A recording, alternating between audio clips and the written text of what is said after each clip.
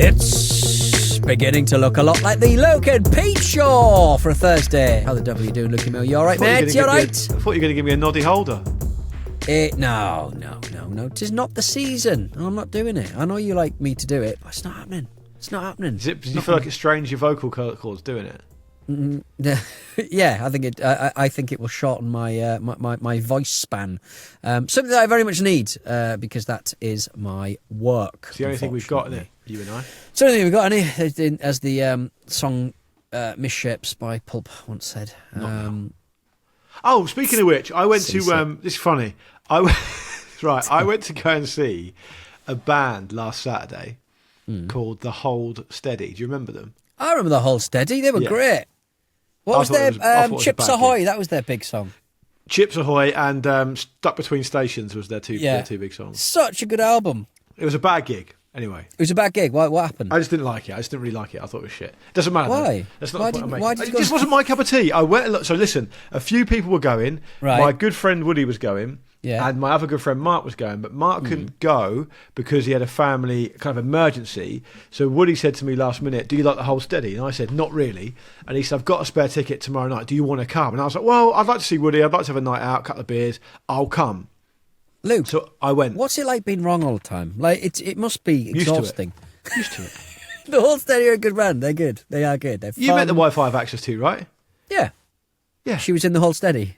That's how we met. Yeah. What do you mean? That's how you met? No. Yeah. Well, what I mean is that I'm always wrong. Right. Okay. Fine. But you've just put saying up with me a couple of hours a week. She has to put up with me every day being wrong. I'm just saying that it's just they're a good fun band. What have you got against fun, for crying out loud? So I just didn't like the gig. It doesn't matter though. It's not the point I'm making because I'm actually making a point I'm making. I'm making a point that makes me look even worse. So just get out of my way and let me do it. Right. Okay. Right? So I threw I my ended up shoe going on the stage. Right. with this guy who's a good friend of mine, known him for 20 years, and a guy who's a friend of his that I'd never met before. Right. Okay. And my friend Woody's also massively into his like metal music. So we met for a beer beforehand at the Black Heart in Camden. Have you been there? Yes. Great bar. Plays amazingly noisy music. One of Camden's finest. People are super friendly. I'd never been there before. I had a lovely time. Yeah. The guy I had never met before, we were just chatting because obviously we didn't know each other. We were talking about music because we were going to a gig and all the rest of it. And I was doing my usual belligerent stuff when he said to me, something came up like, "Do you like Belle and Sebastian?" And I said, "Not really. I don't really like wet music." Right. And he said, "What do you mean wet?" And I said, like beta male kind of, whiny kind of, stuff like that. I completely disagree. You listen to, what's your favourite, you like the beta band and stuff. They're that like is sort not of like wet music. It's very moist at the lead very singer least. of the beta band is a UFC tough. fighter. He used to work on a building site. It's not wet music. It's. I don't think you understand what I mean when I say wet music. What's the one that I bought Admittedly, you a because I pin find badge? it very hard to describe it. What is the band that I bought you a pin badge for that I went to see in South Teenage Fan Club. They're not wet. Teenage Fan Club. They're wettest great. of the wet. Nah. They may as well be fucking Norwegian. They are so damp. Well, I'm not so have Scandinavian music criticised. Thank you very much. There's a lot of rules to this. You understand them. Yeah, they only make sense to me. Isn't it? Anyway, I said playing 1D chess. I said that the worst example of it was Pulp, and I think Pulp were like his favourite band. He got like properly vexed, and just sounds like a cool. It sounds like you're ruining the night for everybody. Yeah, I did. I think I might have done. I think I actually might have done. But thankfully, because it's a gig, it's loud. You haven't got to do much talking anyway, so it's fine. But I don't think I endeared myself punk to it. band Pop. Say again. Maybe you thought you said the punk band Pop. No, I said Pulp. I think I slagged off Jarvis Cocker as well. Right. Okay. I said some stuff about those types of musicians, which I can't say on this show because it'll be libelous. But that kind of thing. Right. Okay. What I suspect about them as human beings. Right. And yet, whenever I criticise that lad, that earnest boy who takes himself out on dates with his little fucking. Well, yeah, I don't really get toy. that angle. Explain to listeners what you mean. There's a lad on Instagram, and I can't get into precisely why I dislike him, but he is a man who, by all indications, finds life a little bit difficult, and he celebrate having a little sort of nights out on your own and stuff like that. But he filmed himself doing it. He made a load of pancakes for his neighbours on Pancake Day. It was really sweet. Just nobody wanted him. One person encouraged him and shouldn't have done, in my opinion. I find the whole act cynical because I am cynical. Yeah. And he's holding up a mirror up upon me, and every time I have expressed a distaste at his clart that he puts on Instagram to anyone who'll listen, every single person to a man has said, Peter, you're a bitter man. And I say, yes. And I think yes, you should understand yes, as well yes, I am. that cynicism is just cowardice in a different form. Right. It's easy to be cynical. That's a slogan, though, isn't it? That's a slogan. But I think if you think about it, cynicism is basically just cowardice and different because it's really easy to be cynical about anything. But what would it be fair to say that I am not always cynical about everything, and I do find joy in things that other people wouldn't find joy in? Yeah, I think that's fine. You find your way. You find your way. But I do think that you are a coward, and B no. But I think that you can be an overly cynically negative person when you don't need to be. I think that whenever I am, you don't let yourself enjoy things as much. You stop yourself enjoying things because you think if I enjoy this too much, something's going to go wrong. I know exactly. That's But that's just a lived experience of every single person. But you've got a nice life. Every single person that I have celebrated and loved the honesty and the earnestness of their product has ruined it in some small way. They've always turned out to be a problem. They've always turned out to have a tattoo. Well, you know what you say if everyone you meet's a dickhead. But they always start off kind of like, oh yes, I love this. It's really life affirming stuff. He killed a woman. It's always something. It's always something happens. And to the people who are enjoying that nervous lad's stuff, I find his stuff a little surface level, and I just want to chat. I want to find out. I want to find out the goss on him. I want to find out the juice. Let me venture a theory. He is basically creating content in a language that you don't understand.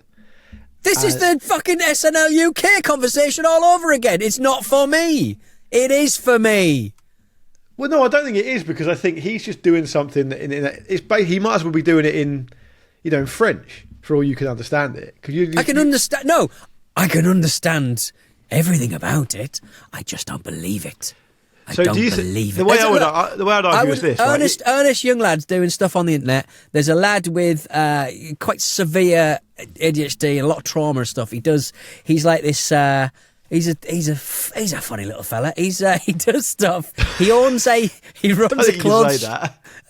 He runs a clothes shop on the South Bank, and he goes pie and mash, peace and fucking, or he goes pie and mash, peace out, and he talks like that, and he runs a clothes shop on the South Bank, and he's got ADHD, and he finds life difficult, and I find his stuff earnest. I find his stuff good, and I like him. Right. It's that lad though. It's the lad. What about Big John? Do you like Big John? And I like Big John. See what I mean? I like Big John. I like people who've got a bit of honesty. Yeah. And I don't know what it is. Stop pointing your finger at me down the camera and poking me. I'm feeling attacked. I just find Put it this way, Peter, though. Do you think there are truly dreadful people in the world? Yes. Then it stands to reason there must be truly nice people in the world. Yes. Andy Brassel, just a nice bloke. Just a nice bloke, yes, exactly. There's no ulterior motive, just a good dude. Well, and we've dug and we've prodded and we've probed. Yeah. Even when he told me he couldn't do the Ramble anymore, I felt bad. Yeah. Yeah, but I mean, like, yeah. What could I have done to have kept Andy longer, is what I thought. Not slagged him off on every show. Possibly. Yeah, possibly that. Good place to start, maybe. Too delicious. I will not have Luke Moore telling me that I'm cynical. Outrageous. No, I think you are. I think. Do you know what? I've had this conversation with a couple of other people fairly recently. Men of a certain age. Before. And it's really easy, I think. It's an easy default position to be cynical, to be negative. But being sarcastic and being cynical is pathetic behaviour. It's the sort of people who are online and just chat a lot, sort of go, this is all bullshit.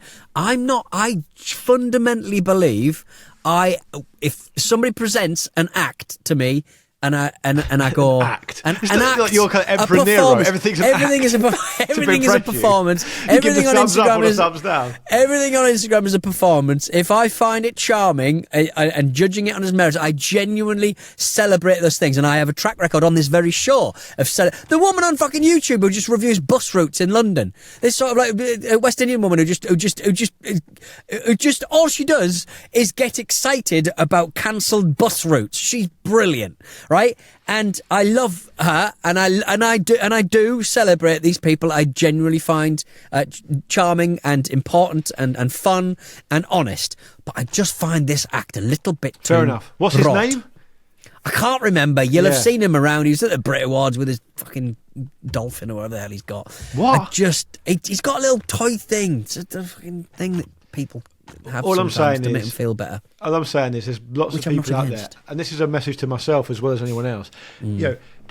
Sometimes it's really hard to just remind yourself that you've got a nice life, and finding joy is an act of bravery every day.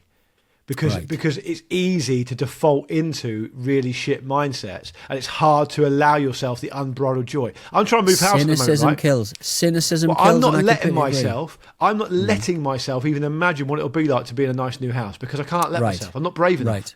I Yeah. think that if I do that, it'll go wrong, and it'll go to shit, and it'll be my fault. Right? Right.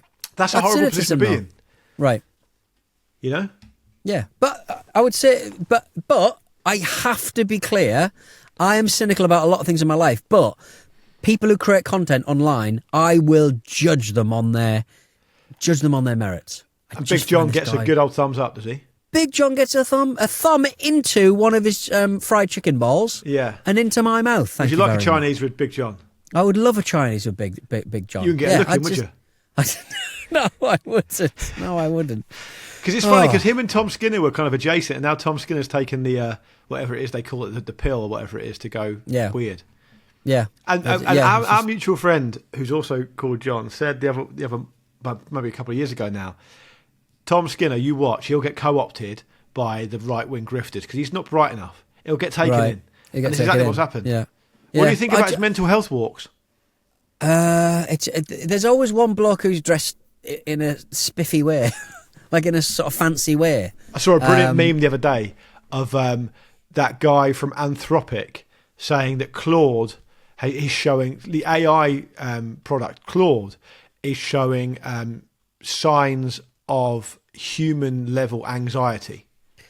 Right, which means it's probably a PR spin, but it just makes, if it's true, it means they might be on the way to getting what's it called, artificial general intelligence, right? And straight out the gate, the first reply I saw was a robot called Claude AI'd into a Tom Skinner mental health walk. Fantastic. Wasn't Claude and no, it wasn't Claude, it was Palantir, wasn't it? Palantir CEO, what's his name? Oh, I can't remember, but he's like he's Alex Karp, his name is. Yeah, he wouldn't notice if his product had any kind of No, anxiety. I sometimes think to myself, you look at say, so when you see like clips, you feel like you end up feeling a bit like Adam Curtis when you point these things out, like a shit Adam Curtis. But when you line up, if you were to line up short videos, 5 seconds each, of all those big CEOs, Karp, Zuckerberg, Thiel, fucking Bezos, and Musk, these are the most powerful people in the world. Is that a good thing? Yes or no? Vote now. No one is voting yes. No one. It's a really, really bad smell test.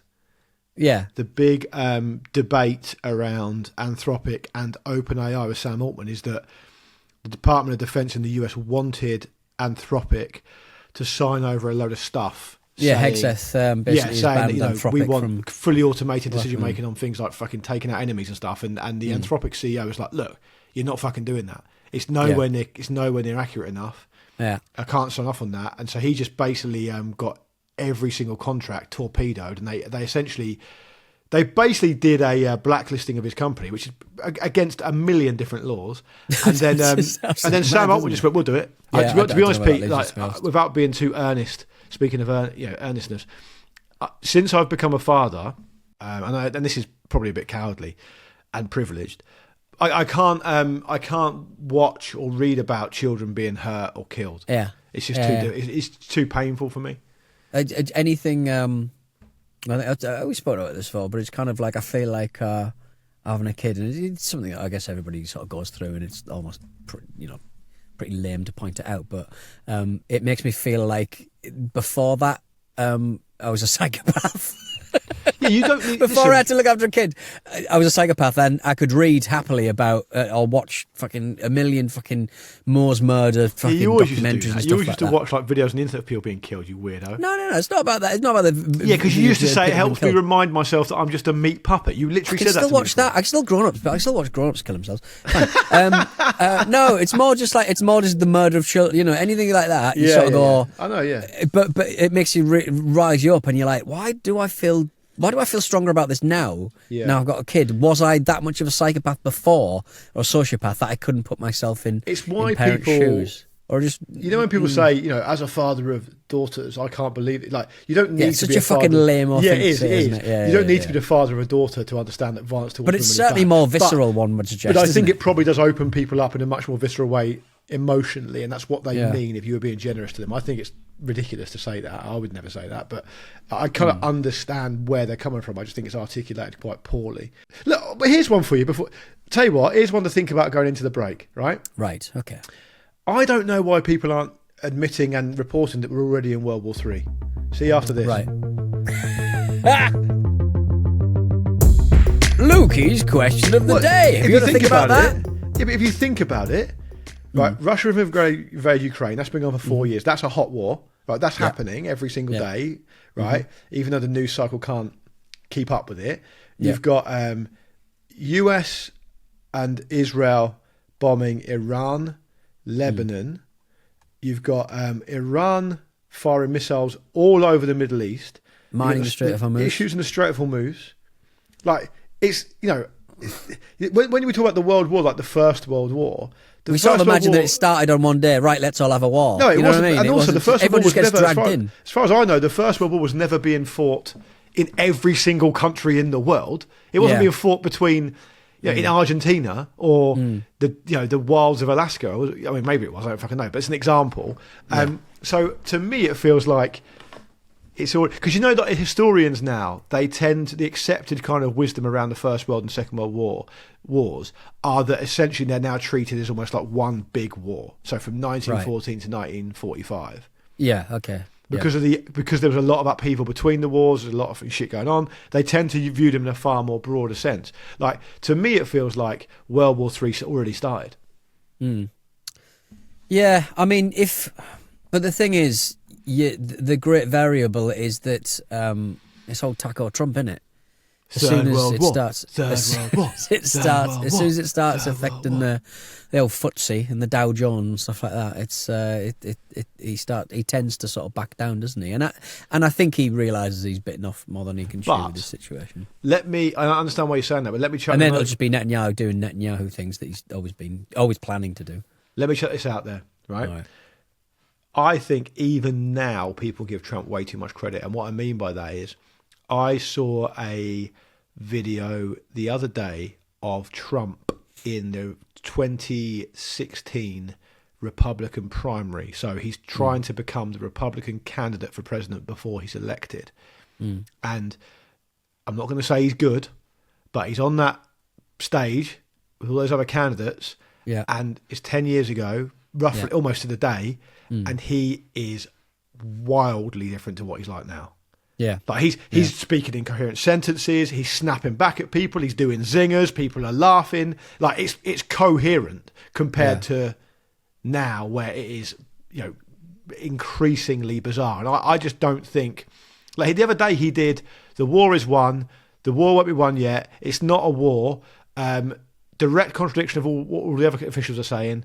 The Iranians tomahawk themselves. Yeah, the Iranians tomahawk themselves. An undermining of Marco Rubio, all in the same 5 minutes. In his big shoes. In Marco They've all got big shoes. That's a lovely detail, that. That is a proper Death of Stalin, Armando Iannucci kind of detail, that. I'm going to buy you some big shoes to wear. For those who haven't seen that, Trump reportedly bought all of his inner circle pairs of shoes that he So thought were the confused. best shoes to wear, didn't bother finding out what their sizes were. They were too frightened to tell him they didn't fit, and they're all wearing them anyway. I mean, that is incredible. It's incredible. Can you get shoes adjusted professionally? Can Resize? Can Yeah, surely you must be able you? to. I mean, don't know. it's quite structural, isn't it? You'd have to Yeah. close out the. You'd have to Not close sure. out. You'd have to unwrap it basically, and then Just wrap them back find up out again. what shoes they are. Just find and out buy what your shoe own size size. You they don't are, remember, yeah. is he? They're all They're millionaires. expensive shoes. They're custom shoes for crying out loud. But how much is a custom shoe going to cost you? 500 quid? They're millionaires. Yeah, well, exactly. I mean, because you not give him a nice watch or something. Put 'em It for seems expenses. Absolutely. Well, fucking Hexer with his fucking lobster rolls that he's eating every fucking day. Amazing. Get them. I love a lobster roll. Get them I one of do love those lobster roll. Mickey Mouse watches those pickup artists get. Yes, just a little shiny thing to show somebody. How is your day going at the moment? God. You open Yeah, up any sets? It's not really. It's not opening up any sets. Yeah. To be fair, to be honest, me saying that my last the last time a woman was interested in me was pre-COVID. That was mentioned in bed last night by my partner. So The partner you have access to listens to this show. The Wi-Fi I have access to. just for intel on me. So obviously the great LC, my father-in-law, listens to the show. Right. Okay. Yeah. I know that he's a pretty regular listener. Shout out LC. The Wi-Fi I've access to isn't bothered with this shit. No. She's got loads. She loves podcasts, but not the ones I make. I don't know. Sarah finds time, to be honest. Good on her. It's quite the flex to be walking around the house, and the Wi-Fi I have access to is walking around the house as well. She is got AirPods in. She's having a good old chuckle while folding some clothes or something, and I see the phone on the bed, and it's a show I've never heard of. Have you? Where do you stand on people wearing headphones? Because Sarah's one who will play the music she wants to listen to on her phone, so everyone hears it. No, I'm not doing a headphone. that. I'm a headphone person. Yeah, you got to have a headphone in. You got to have headphone in, but the problem is that does mean that you can't hear anything that's going on. So that's a bigger problem. One would suggest. Well, thankfully, the safety-wise good for people at Apple's noise cancelling features are diabolically poor, so you can still hear it as far as I'm concerned. Well, the little earbuds. I went from. I bought some like Sony ones, and I had old Sony ones, and then I got some new Sony ones, and I was like, has the noise cancelling always been that bad? It's really bad compared to my Bose. The Bose ones I've got are fucking sensational in comparison. Yeah, really. Like, I wouldn't listen to music around the house when there's other people in, but shout out Sarah. If you're listening, Sarah, I still love and respect you, and I will be team you ahead of Pete, so I'll say it's fine. Take the rough with the smooth. Before we go, can we just do a quick 5 minutes on Ark Raiders? Have you played it yet? I don't really know what it's one of the few. Let's have a look. Ark Raiders. It's one of the few that the problem with like shooters. It's not really a shooter though. It's called a shooter, but I don't know how much of a shooter it really is. Well, like multiplayer shooters, everyone's had a go at it in the last so many years, and like in the middle of COVID, load of money from the city flooded the zone. Every company was coming out with a shooter, and everybody wanted to be the next Fortnite, the next PUBG. They wanted to, be the next one. And every last one, apart from Ark Raiders, maybe a little bit of Battlefield, and the ones that other people have sort of played, they've all died. But Ark Raiders, inexplicably, has managed to continue, has managed to sort of get a bit of a foothold, really. A small foothold, but a foothold nonetheless. But what I know about video games, you can write on a postage stamp, as you well know. But to me, it's not really a shooter. Right. So the premise is you live underground in like a post-apocalyptic world, and you get elevators up to the surface, and you loot and scavenge stuff to build things, and eventually you take out things like drones and robots and shit like that, and almost like a Helldivers style. I see. And then there are other players, real players, marauding around the same maps, and you can choose whether you team up with them or shoot them or ignore them or whatever, but you can talk to them when they come into your vicinity. So I would say an element of it is a shooter, but it's nowhere near the same as PUBG or Fortnite or anything like that. It's nowhere near a Battle Royale game. It feels like more management. It feels like just managing people. So you go up in squads. Pipe in the wall. If you get killed by a drone or a fellow player up on the surface, you lose all your loot. Right, okay. So you got to get it downstairs before it's... Correct. Decide what to take with you, knowing you might lose it, and then bring back what you can. It's all about upgrades and level ups and all that kind of stuff. So I see. I think I would say it's like, and then also you've got an X amount of time to get to an extraction point before you leave, like Helldivers. So it's almost like an extraction It's like an open world extraction shooter, I'd say. Yes, yeah. That's the pitch. I just never understand where Fortnite and the other ones sort of end and where that one. This one's pretty addictive. It's like strangely addictive. What's your little base looking like right now? You don't have a base really. Right. Well, maybe you should build one, mate. I've got the other thing is that what I find with the games these days is they're marketed at adults with money, right? Which to me seems pretty sensible. I mean, that's basically what Sony brought in, right, back in the day. Yeah. We can make loads more money if we actually market these at adults who've got money rather than just kids, right? But the problem is, I think far too often, and I think Arc Radius does fall foul of this a little bit, it rewards people who play the game an awful lot. I can't really play it an awful lot because I've got a job and I've got a family and that kind of stuff. So it does feel quite painfully slow to upgrade to exciting shit that you can actually do. Yeah. Whereas if you're like a student and you just play it all day, every day, I'm sure you're flying. Can you not do like the Elon Musk thing and get someone else to sort of cover it for there's no fun in that, is there? And then come chuck loads of money, just put 500 quid into the game in real money. Sort of win, yeah. I'm not doing that. It's pay to win. Speaking of things coming from underground... You should play it though, by the way, because I've got a little squad. Got a little squad? Well, I'll a squad. Yeah. Go on, carry on. There's a game where you play as Norm stealing pants I want to play. Oh, good. Run in people's houses, steal their pants and run out. Have you seen that big pipe in Osaka, Japan, that's coming out the ground? No. I'm going to Google There it is now, a pipe. Yeah, Google Osaka pipe and it'll be there in the news section. Massive underground pipe shoots up 18 metres above street in Osaka. Look how big it is. Imagine that just coming out the fucking floor for no reason. It just fucking comes out the floor. I think some kind of water table thing. But yeah, just a big, like, it's about the size of like a moderately, it's like a 10-story building, isn't it? Like coming out of the fucking floor. What, it just flew out of the floor? Yeah, and it's not like a marketing thing for Super Mario or something. It's just a big fucking pipe that I think they're installing. They just suddenly decided to sort of go, you know what? I want to grow out the ground like a beanstalk. It's absolutely incredible. I'm scared of it. I'm scared of something. You're scared of UFOs. I'm scared of whatever's coming out of that fucking ground. thing. Yeah, it's fair enough. Speaking of Mario, I was chatting to my mate yesterday about. Do you remember a game back in the day for the Commodore 64 called the Great Giana Sisters? Yeah, it was a copy of a direct representative of Super Mario Brothers. Yeah, I think Nintendo made the. I think because I think the box of the Great Giana Sisters did say, "You fucking plumbers better fuck off" or something, and Nintendo actually gave them a ban hammer on that one. I think it might have been a second title. I love that. It was in Scandinavia, and someone in Scandinavia who liked video games, loved playing Super Mario Brothers, told his developer mate to make a game exactly like this, but legally distinct enough so that it didn't get sued. Yeah, he did that. It looked almost exactly the same, and they were instantly cease and desisted, and that was the end of it. But I think it was more the market. I don't think. But it kept getting shared around. It kept getting pirated on like cassettes and stuff, didn't it? Which is why it became big, which is quite interesting. Amazing. Yeah, I mean, to have anything scrolling, like a scrolling background on an Amstrad or a Commodore, those things are really difficult to do because those computers didn't do those things naturally. But consoles, they're designed to do one thing: scrolling. Fast graphics sort of moving around, loads of colours. Computers weren't designed to do that. They were designed to do like a multitude of things. So the scrolling side of things is quite difficult. So getting a scrolling platformer on the 8 and 16-bit machines, it took some work. It took some work. There we go.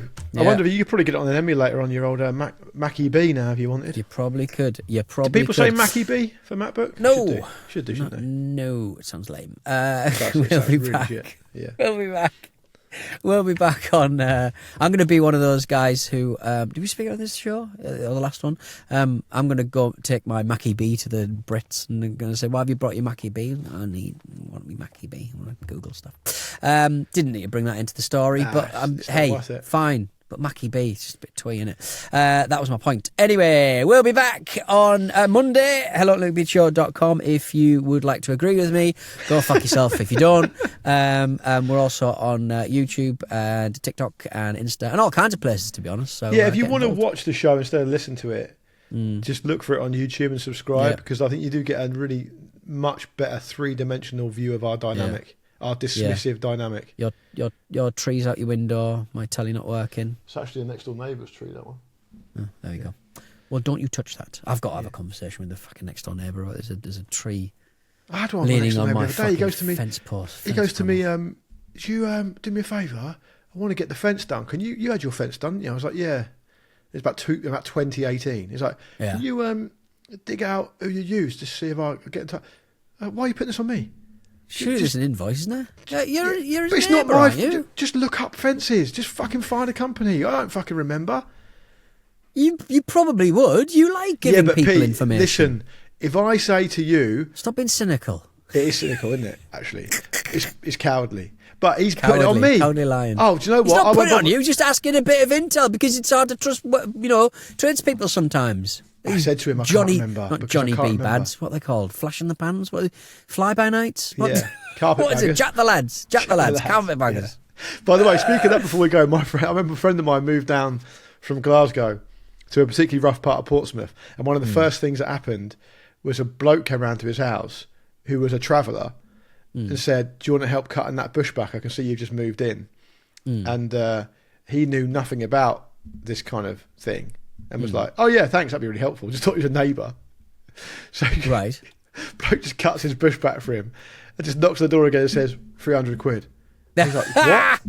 He's like, 300 quid. Brilliant. Like, properly, my like, God. sinister and, like, threatening. That is I awkward. think he ended up just That is paying him. awkward. Yeah. Anyway, Brilliant. see you later. Wouldn't we all? Ta-ta!